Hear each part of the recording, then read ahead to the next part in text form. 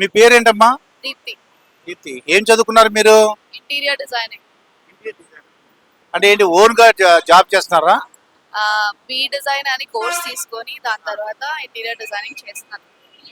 Interior designing అంటే ఏదన్నా for example office కానీ ఇల్లు కానీ వాళ్ళు మీరు అప్రోచ్ అయితే మీరు ఆ యొక్క ప్లాన్ ఇస్తారు. అంటే బడ్జెట్ ఎంత ఉండాలంటారు? అంటే మనకి ఎస్ఎఫ్టీ బట్టి బడ్జెట్ డిజైన్ చేస్తామండి. అంటే మీరు ఫర్ ఎగ్జాంపుల్ 1000 ఎస్ఎఫ్టీ అంటే దానికి ఒక స్పెసిఫిక్ బడ్జెట్ ఉంటుంది అంతే. అంటే I own a company right now, like I started my startup ఒక 2 months అవుతుంది. It's running. ఇప్పుడు మీ చిన్నప్పుడు జనరేషన్ మీ అమ్మ నాన్నలు అన్ని చూస్తుంటావు కదా, ఇప్పుడున్న జనరేషన్ డిఫరెన్స్ ఏమైనా ఉందా మీకు? అంటే వాళ్ళకి అప్పుడున్నప్పుడు ఎలా అమ్మా నాన్నలు ఎలా ఉండేవారు, ఇప్పుడు మీరు ఎలా ఉన్నారు, ఇప్పుడు కొత్తగా చిన్నపిల్లలు ఉన్నారు కదా 10th క్లాస్ ఇంటర్మీడియట్ వాళ్ళు ఎలా ఉంటారు? సెల్ ఫోన్ వచ్చిన తర్వాత మీరు మీ చిన్నప్పుడు సెల్ ఫోన్ లేదు, ఇప్పుడు సెల్ ఫోన్ వచ్చింది. దానికి ఉన్న ప్రోస్ దానికి ఉన్నాయి, కాన్స్ ఉన్నాయి. ప్రోస్ ఏంటంటే మనకి కమ్యూనికేషన్, ప్రతి ఒక్కరికి వేరే వాళ్ళకి తెలియాలి అంటే మెసేజ్ చేయాలి, ఒకరు నాకు అందాలి, వాళ్ళతో మాట్లాడాలి అంటే చాలా ఈజీ. మార్కెటింగ్ అనేది కూడా చాలా ఈజీ. ఇంకా కాన్స్ ఏమన్నా అంటే మొబైల్ ఫోన్ అనేది దాంట్లో చాలా నెగటివ్స్ ఉంటాయి. Internet is very scary place. If you are not putting your energy in the right place, then చిన్నపిల్లలు తప్పుదారి పట్టే చాలా ఈజీగా అయిపోతుంది తప్పుదారి.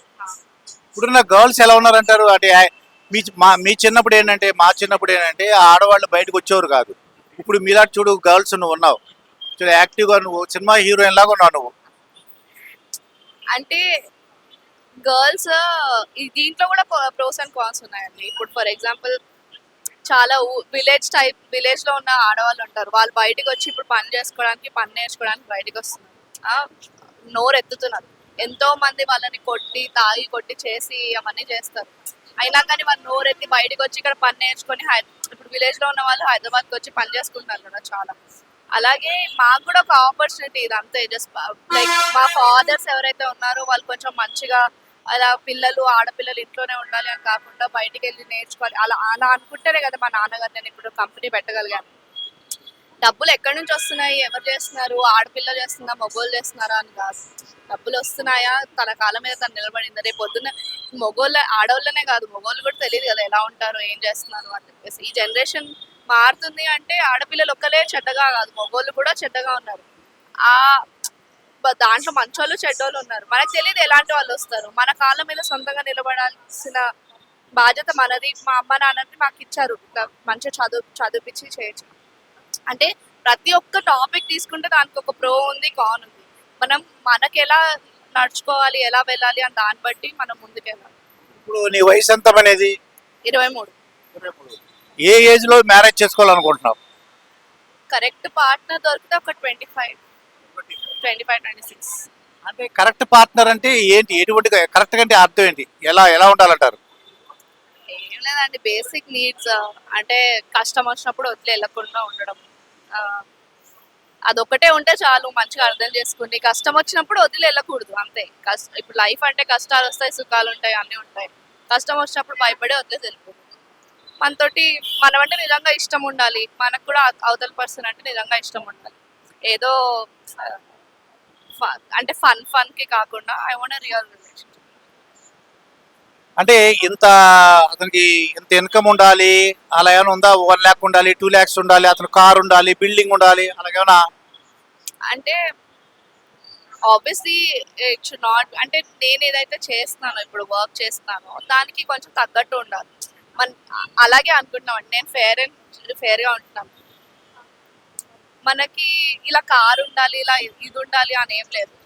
నేను నా సొంత కాళ్ళ మీద నిలబడుతున్నాను, తనకు సపోర్ట్ చేసి తన సొంత కాళ్ళ మీద నిలబెట్టేటట్టు చేయాలి అంటే కూడా నేను ఓకే. కానీ నాకు ఒక డ్రైవ్ కనిపించాలి తనలో. అంటే ఏం లేదు తిరుగుతాను, నువ్వు నన్ను సపోర్ట్ చేయను, నన్ను డబ్బులు ఇస్తా అంటే అట్లా కాదు. సరే ఒక 5 సంవత్సరాల్లో నేను చేస్తాను, నాకు ఒక ప్లాన్ ఉంది, నువ్వు నన్ను 5 సంవత్సరాలకు సపోర్ట్ చెయ్యి, నేను చేస్తాను. నాకు కనిపించాలి, ఆ జీల్ కనిపిస్తే.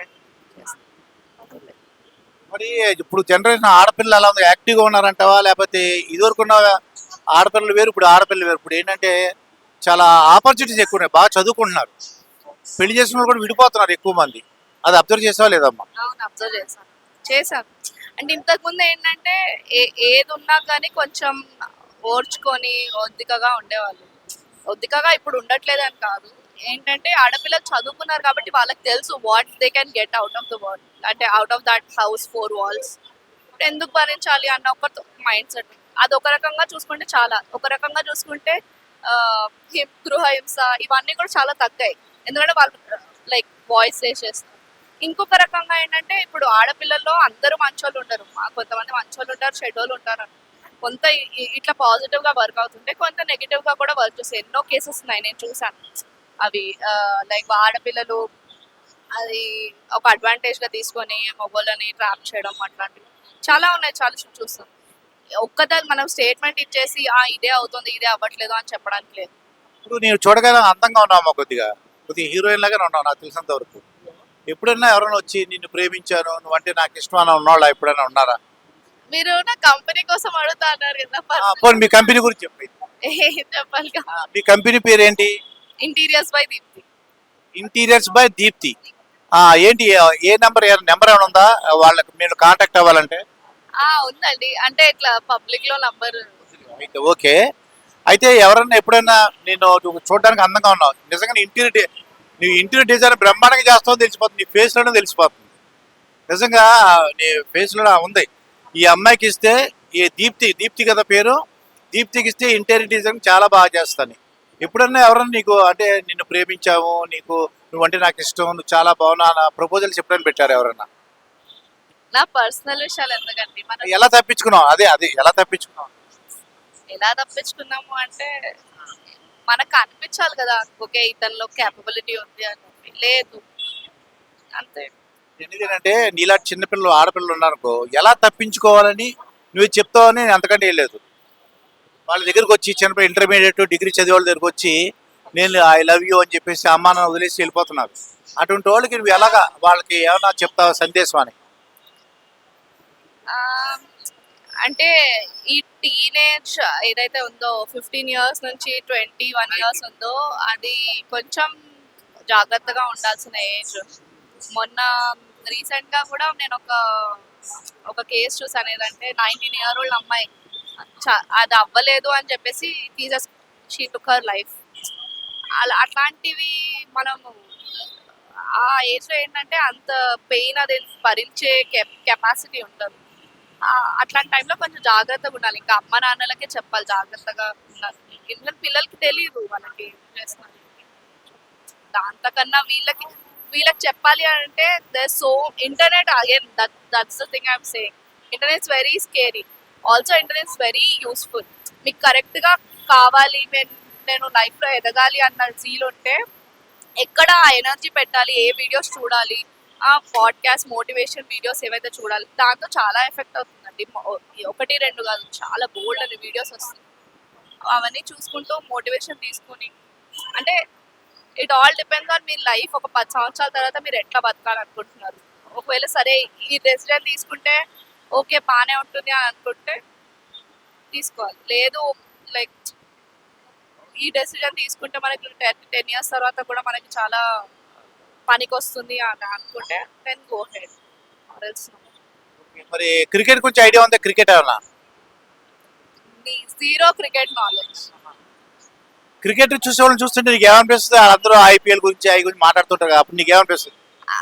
అది వాళ్ళ ఇంట్రెస్ట్ అంతే. ఎవ్రీబడి హ్యాస్ ఒక బర్స్ట్ అవుట్ ఉండాలి కదా అలా ఇంట్రెస్ట్ అంతే.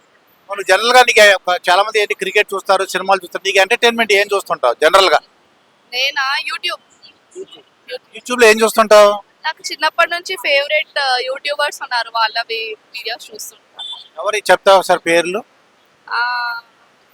కొంతమంది అంటే మనకి కుకింగ్ ఛానల్స్ ఉంటాయి. ఏంటంటే అది ఓకే టెస్టెడ్ అని ఒక ఛానల్ ఉంది. అదేంటి ముంబైయో ఢిల్లీ బేస్డ్ అని. అలా కుకింగ్ ఛానల్స్ ఉంటాయి. అవి చూస్తుంటా ఫన్కి. ఇంకా డేవిడ్ డోబ్రిక్ అని ఇంకొక అతను ఉన్నాడు. వాడివి బ్లాగ్స్ చూస్తుంటాను. ఇంకా ఇట్లా ఉన్నాయి కొన్ని. బెట్టింగ్ యాప్స్ పై నీ అభిప్రాయం ఏంటమ్మా దీప్తి? బెట్టింగ్ యాప్స్ నేను ఎప్పుడు విన్నావు చాలా మంది ఆత్మహత్య చేసుకుంటారంట. విన్నాను. I'm aware but I did not come across any betting app and I did not. అటువంటి వాళ్ళకి మీరు ఏమైనా చెప్పగలవా? ఒక అక్కలాగా అని చెప్పగలవా? నేను అసలు నాకు ఐడియా లేదండి. ఆడొద్దు అని చెప్పొచ్చు కదా. అది ఆడొద్దు డబ్బులు పోగొట్టుకోవద్దు అలాగా. బెట్టింగ్ యాప్స్ అంటే ఆబ్వియస్లీ ఇంకా ఆడొద్దు, అది మనకి బేసిక్గా తెలిసిందే ఆడకూడదు అని. కానీ మనీ రావాలి, చాలా మంది క్యాండిడేట్స్ ఉంటారు కదా, మనీ ఏదో ఒక రకంగా మా ఫ్యామిలీకి హెల్ప్ చేయాలి అని చెప్పి. అట్లాంటప్పుడు నేను చెప్పాను, నా అన్వేషణ వీడియోస్ అని చూసాను చాలా, అందులో చెప్పారు ఎవరెవరైతే చేశారు. అంటే నేను చూసి నాకు అంత నాలెడ్జ్ లేదు దాంట్లో. నాన్ వెజ్ గురించి చెప్పు, అసలు ఎలా ఉంది, అతను ఎలా మాట్లాడుతుంటాడు అంటూ. ఆటగాడు ఆటగాడు అంటుంటాడు, ఆటగాడు అంటుంటాడు. కాంట్రవర్సీ అయిపోతుందండి, ఎందుకులేండి. ఊరికి ఆయన చెప్పే విధానం. ఈజ్ అ గుడ్, అంటే మంచిగా చెప్తాడు అన్ని కూడా. ఒకరిని హర్ట్ చేయాలి అని కాకుండా, అని నాకు అనిపిస్తుంది, నాకు తెలియదు, ఒకరిని హర్ట్ చేయాలి అని కాకుండా ఏదైతే నిజం ఉందో అది బయట పెడతాడు. ఏంటంటే కష్టం పడి చిన్న స్టేజ్ నుంచి పైకి వచ్చే వాళ్ళలా అనిపించారు నాకు. బాగుంటాయి కానీ ఎక్కడ ఆడపిల్లని చూపుతుంటాడు, మా పక్కన ఆడపిల్లని పెట్టుకుంటాడు. అంటే నేను ఎక్కువ వీడియోస్ చూడలేదండి తను, అంటే మరీ ఒక 10-15 వీడియోస్ కదా, ఎప్పుడప్పుడు రీల్స్లో వస్తుంటే, యూట్యూబ్స్లో వస్తుంటే అన్ని ఒక 1-2 వీడియోస్ చూస్తుంటాను అంతే. సో నాకు అంత ఐడియా లేదు. నీ మ్యారేజ్ మాత్రం నన్ను పిలవాలి, ఓకేనా? God bless you.